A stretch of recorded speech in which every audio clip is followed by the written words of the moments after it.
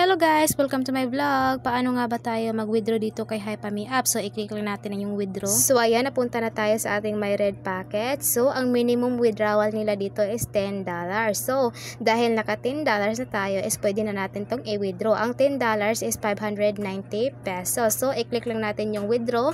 $10 na nasa baba. So, ayan guys, select a withdrawal method. So, ang pagpipilian dito guys is merong GCash, Lazada, Mobile Recharge, and Maya. So, ang pinili ko is GCash.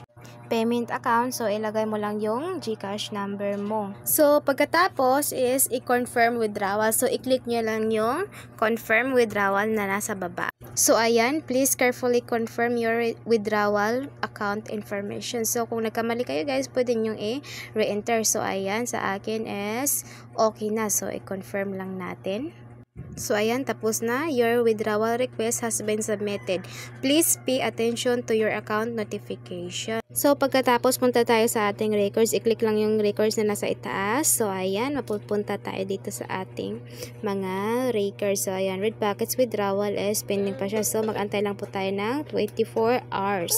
Kinabukasan, after 24 hours is na-receive na din natin yung ating withdraw sa HypaMeApp. So, ang dumating sa atin is 555. So, nabawasan siya ng 35 dahil may bayad. So, ayan guys, red packets withdrawal is success. Kung gusto mong kumita guys, is nasa comment section lang ang link.